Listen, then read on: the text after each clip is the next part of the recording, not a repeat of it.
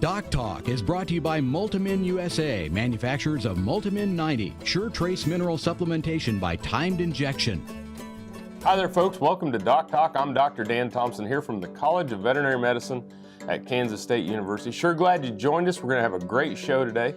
Dr. Maria Ferrer is going to be joining me. She's a boarded theriogenologist here at the Veterinary Teaching Hospital. We're going to talk about equine fertility and infertility problems. We started using Multimin about 4 years ago. We started out first in our own cow herd and our own replacement heifer program just to see how it worked, experiment with it. We don't like to put a new product out there with our clients unless we've tried it ourselves or there's a lot of data behind it that we like. We had really good results with it our first year, really are happy with the way things worked. So we decided to start using our clients, and we have been now for 3 years, and I would say 90 to 95% of our clients use Multimin. Closed caption brought to you by AgriLabs, the perfect pairing of performance and value. This segment is brought to you by Purple Wave Auction, the easiest, most straightforward way to sell used equipment. Purple Wave, straight, simple, sold.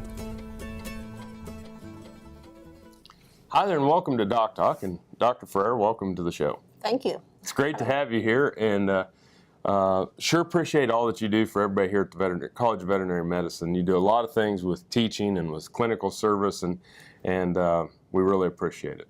Thank you. I enjoy what I do. I love the contact with students and clients and the opportunity to do research here also. Well, it's obvious that you do love it.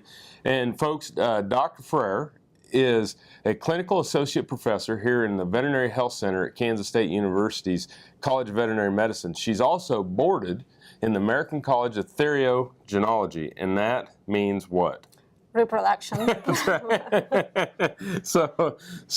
So you deal with reproduction of all species, mm-hmm.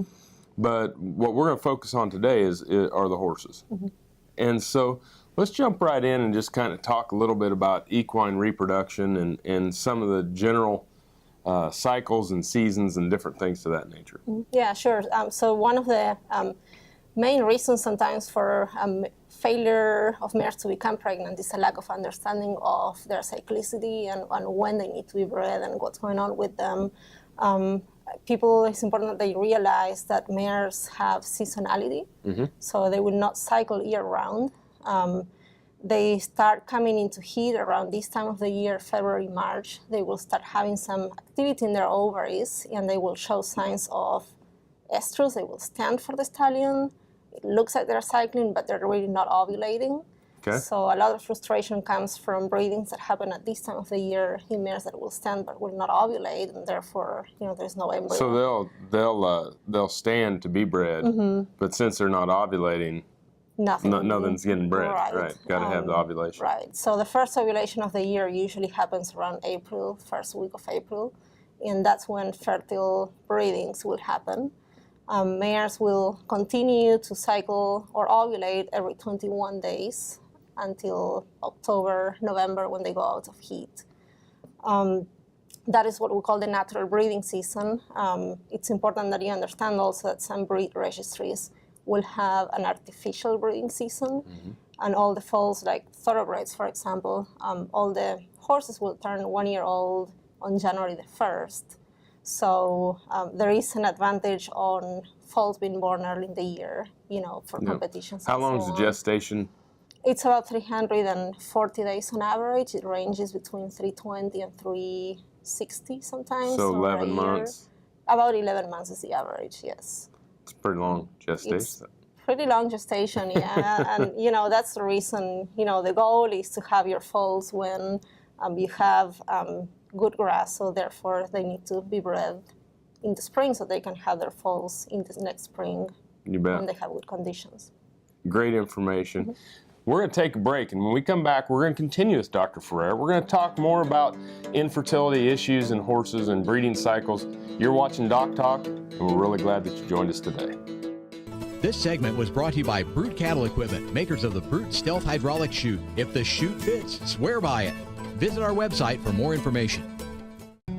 Beef producers need a practical choice when antibiotic therapy is required. More than ever, they are reaching for non-prescription Noromycin 300 LA from Norbrook. Specially formulated to produce sustained antibiotic blood levels up to 4 days in cattle, Noromycin 300 LA delivers economic, broad-spectrum disease management for pneumonia, shipping fever, pink eye, wound infections, and foot rot. See for yourself why Norbrook's Noromycin 300 LA is the practical choice for your herd.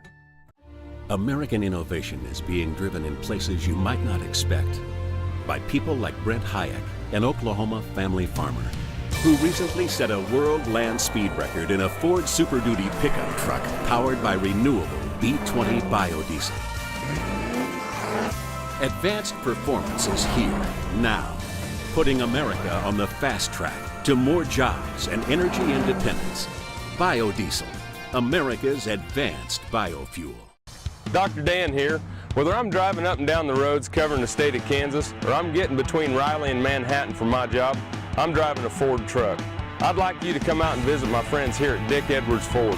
They have a truck that'll suit your needs, whether you're looking for power with a Power Stroke diesel, or if you're looking for fuel efficiency with the new EcoBoost engine, they got a truck that's just right for you. They're located 2 miles east of the Town Center Mall in Manhattan, Kansas, and they'll bend over backwards to help you. And I'll see you down the road. Got cattle? Rotomix manufactures a complete line of energy-efficient rotary and vertical feed mixers for feedlots, beef production, dairy, and cow-calf operations. Our mixers are available with the patented Generation 2 staggered rotor, the industry standard for feeding wet rations that include wet distiller's grain. Made in the USA, Rotomix mixers are designed for feeding performance that American cattlemen and dairy producers have come to expect. Rotomix, proud to offer a better mix in less time using less fuel. Valley Vet Supply is devoted to providing information and professional quality products at reasonable prices. Valley Vet Supply. This segment is brought to you by Norbrook Laboratories, manufacturers of Noromycin LA, Normectin Plus, 1% and Poron, the practical choice for your herd. Hi there and welcome back to DocTalk. I'm Dr. Dan Thompson here from the College of Veterinary Medicine at Kansas State University, and I'm pleased to be joined by Dr. Maria Ferrer, and she is a board-certified theriogenologist, which means she specializes in reproduction. She's a clinical associate professor here at the College of Veterinary Medicine at Kansas State University, and we're just tickled to death to have you here on the show. Thank you. We've been talking about the equine reproduction and the season surrounding equine therio, and so there comes a point in time where we have to be able to determine, are our mares bred or are they not bred, and what's kind of the protocol or suggestion? I know that we always recommend that you work with your local veterinarian. Right. But what are some of the general things, if I was bringing my mare into your veterinary clinic, that you would want to do throughout that breeding season? Well, there are multiple ways in which infertility can manifest, I guess, or you can identify it. Certainly, there are mares that will be infertile because they're not cycling normally. Mm-hmm. So if you're following the estrous cycle of your mares, you'll know that she'll be in heat for a week and then she'll be out of heat for 2 weeks and will come back into heat later. If there are irregularities in those cycles, then that would be one reason to call your vet and find out what's going on with that mare. If the mare is cycling normally and she has been bred, the mare, if she's pregnant, she will not come back into heat. Gotcha. 2 weeks later, so she will remain out of heat. There's no guarantee that she's pregnant. There are some conditions that will result in lack of cyclicity, so that's why we recommend having your vet ultrasound your mare. Okay. And the best time for diagnosis is about 14, 16 days from ovulation, because you know she's pregnant and you know she has twins or not, and if she has twins, there's something we can do at that point. So let's back up. Yes. So 14 to 16 days after ovulation is when you want to have them ultrasound. That's pretty quick. Exactly. It is pretty quick, and you can see the embryo as early as day 9. Oh my goodness. Post-ovulation with a ultrasound. But 14, 16 days, that's the time when, if the mare is not pregnant, she would be coming back into heat. So if you have your early diagnosis, you can plan ahead to breed her in the next cycle. And what the problem with twins? Twins, because of the placentation that the mare has, that placenta needs contact with the entire uterus to support a pregnancy.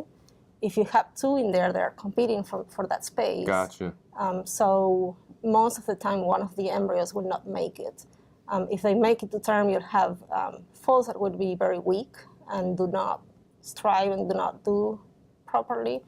So twins, it sounds cute, but it's not usually a good thing, in horses. So there are ways to reducing that pregnancy if she's 14, 16 days from ovulation, and make sure that one embryo makes it to term safely for baby and for mom. Wow. But usually, if the mare has been bred for 2 cycles, we usually have, on average, about 60% conception rate per cycle. It can change depending on the mare.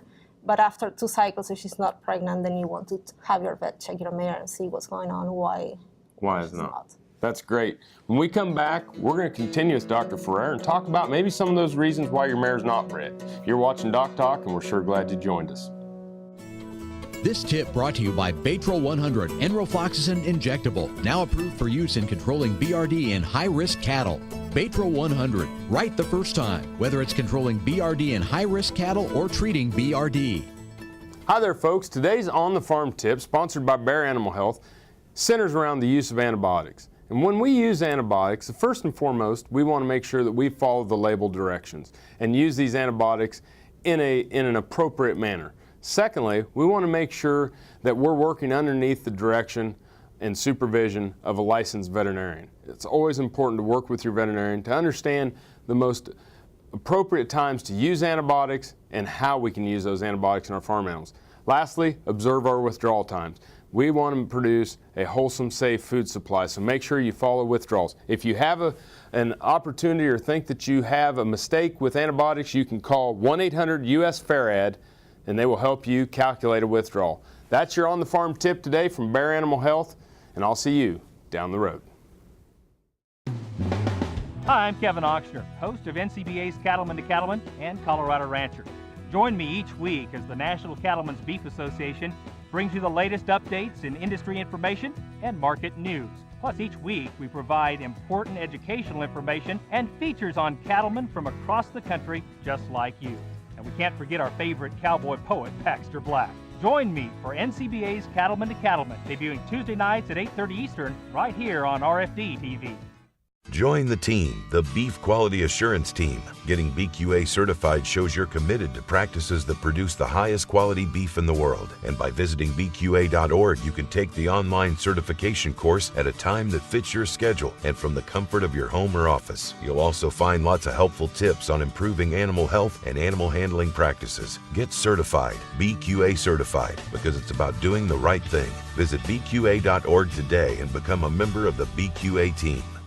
In the springtime, cattlemen need to be thinking of preventing important diseases like pinkeye. Pinkeye prevention includes management factors like good fly control, pasture management, along with a good vaccination program. Eyesight from AgriLabs has broad efficacy coverage as its origin from 8 different field isolates of Moraxella bovis. It is safe, smooth, highly syringeable, safe with young calves and pregnant cows, and provides superior protection against pinkeye.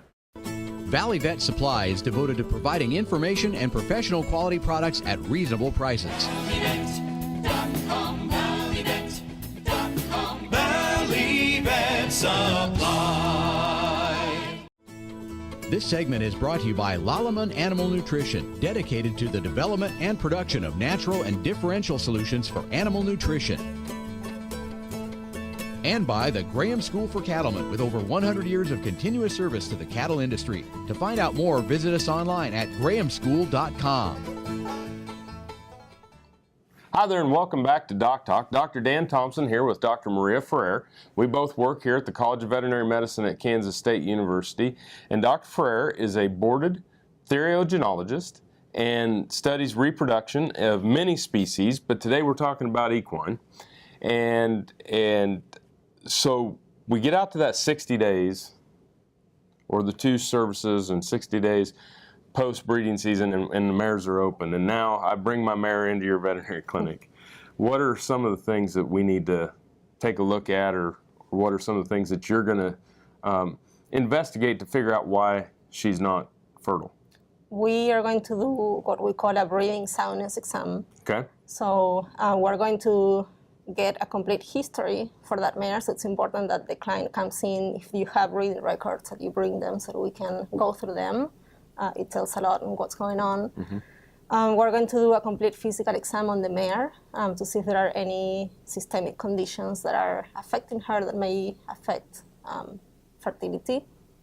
And then we're going to start by looking at, for example, the conformation of the vulva of that mare. If you look at the position of the vulva, it's a highly contaminated place, or fecal contamination on that skin. So we need to make sure the vulva has a good seal so that air and feces do not go into the uterus and cause an infection. If the conformation is not correct, there are surgeries that we can do to fix You can do some sort of, is it the tilt, the angle? It's both. It's the tilt and what percentage of that vulva is above the pelvic rim. Gotcha. So you want 2/3 below the pelvic rim, and you want that vulva to be straight. If it's not, then that predisposes the mare to infections. Okay. When they defecate. Yeah, when they defecate, and even when they raise and when they train, there's so much negative pressure within the abdomen that sucks air in, and with the air goes. And the wind sucker syndrome. Yes. Yep. Gotcha. Exactly. Gotcha. So, but even when the vulva is correct, during breeding or insemination, you're penetrating through all the physical barriers, going straight into the uterus and putting potentially bacteria into that uterus and causing, an infection. So you want to ultrasound the mare. We're going to ultrasound her, see if there is any fluid in the uterus, any signs of infection. We are going to take a sample from the endometrium to see if there are cells in there that would indicate infection or inflammation. Gotcha. And we're going to take a swab to do a culture and see if there is anything growing, any bacterium growing that could be causing the problem. The most common cause of infertility in mares is endometritis, which is an inflammation or an infection of the uterus. We are going to be doing a vaginoscopy. So we look at the interior of the genital tract directly with a speculum to see also if there are any lacerations, any exudate, any discharge, any sign of inflammation. Sometimes there are anatomical problems that can be fixed that would predispose a mare to problems. So that's good. It's so basically we're going to be looking to see if we have an infection or we have some physical abnormality that's causing this. Right, exactly. When we come back, we're going to discuss this more with Dr. Ferrer. You're watching DocTalk. We're talking about equine reproduction. We're glad that you joined us. This segment is brought to you by the Beef Quality Assurance Program and the Kansas Beef Council, improving animal care and beef safety for more than 20 years. Welcome to Ag AM in Kansas. I'm Devin Stewart. A simple pregnancy check can offer some valuable information to cow-calf producers. K-State veterinarian Dr. Brad White says that information can help producers make important herd reproductive decisions.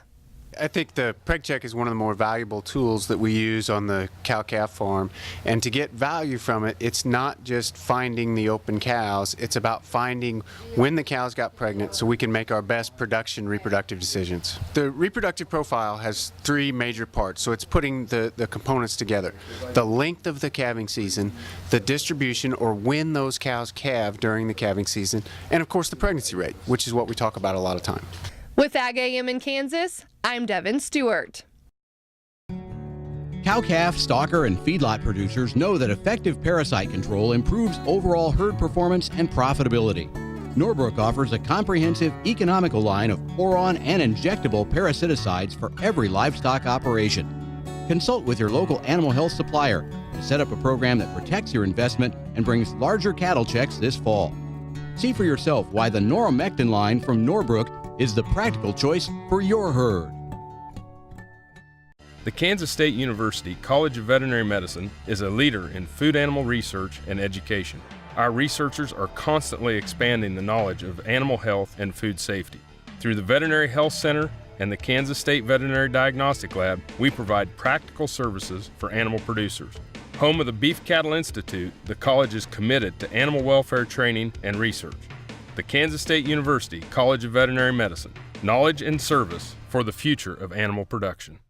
In the springtime, cattlemen need to be thinking of preventing important diseases like pinkeye. Pinkeye prevention includes management factors like good fly control, pasture management, along with a good vaccination program. Eyesight from AgriLabs has broad efficacy coverage as its origin from 8 different field isolates of Moraxella bovis. It is safe, smooth, highly syringeable, safe with young calves and pregnant cows, and provides superior protection against pinkeye. Valley Vet Supply is devoted to providing information and professional quality products at reasonable prices. Valley Vet Supply. This segment is brought to you by Rotomix, manufactured in the USA and designed for feeding performance in the feedlots, beef production, dairy, and cow-calf operations. Hi there and welcome back to DocTalk. Dr. Dan Thompson here from the College of Veterinary Medicine with my colleague, Dr. Maria Ferrer, who is a boarded theriogenologist and a clinical associate professor here at Kansas State University's Veterinary Health Center. And we've been talking about fertility and infertility of mares, and we got to the endometritis, and we know some of the causes, anatomical issues, but what do we do now to treat, what's the veterinarian going to do to treat endometritis? So endometritis is a bacterial infection. As any infection, we'll treat this with antibiotics. Mm-hmm. We want to treat the mare when she's in heat because her defense mechanisms are working at the best. So and blood supply and and the function of the inflammatory cells and, gotcha. and so we're going to treat the mare locally. We do infusions of the antibiotics into the uterus for 3 to 5 days, once a day. Yep. And we're going to remove any debris with lavages of that uterus to make sure we clean it out properly. If there are any anatomical problems that are predisposing the mare to endometritis, we're going to fix it by doing surgery if we have to. And then, most of these mares will develop endometritis after they're bred or inseminated. Yep. So the fact that they are clean before insemination doesn't mean that they will remain clean. So a big part of the treatment of endometritis is proper management of the mare at the time of breeding. Okay, so that's what I was going to get at. Is okay, we're going to treat through lavage and antibiotics and things of that nature. But what's your bullet point for prevention? So the main thing is minimizing bacterial contamination and invasion of that uterus. The mare needs to be bred ideally only once on that cycle, using strict cleanliness and hygienic, procedures. So the best thing you can do to prevent problems in endometritis is to have a vet that is versed in breeding management of horses that can help you, minimize that uterine invasion at breeding. At the time of breeding. So just making sure that you have somebody on site, specifically a veterinarian, that's going to be able to help maintain a clean field when these mares are being bred. Right, and breed them at the right time. A normal mare may be okay if you breed them every other day for 3 days until she goes out of heat. But a problem mare, every time you breed her, you're causing more and more inflammation. So Right. it's important and that more chance of an infection. Right. So it's important that you have your vet ultrasound that mare to tell you exactly what day she needs to be bred. Breed her once, and then we're probably going to also do treatments after breeding to make sure we clean her properly. So we're going to flush her uterus 6 hours after insemination, make sure that she cleans out properly. Perfect. Man, it was great to have you on the show. Thank you. Appreciate I enjoyed you. it. That's great. And we appreciate you watching the show. Remember, we always recommend that you work with your local veterinarian. And if you want to know more about what Dr. Ferrer and I do here at the College of Veterinary Medicine, you can always go to the web and find us at www.vet.ksu.edu. I'm Dr. Dan Thompson here from the College of Veterinary Medicine at Kansas State University. You've been watching DocTalk today. We're sure glad you joined us, and I'll see you down the road. Closed caption brought to you by AgriLabs, the perfect pairing of performance and value. DocTalk, produced in cooperation with Drovers Cattle Network and Bovine Veterinarian. For more information about this program or previous programs, go to DocTalkTV.com.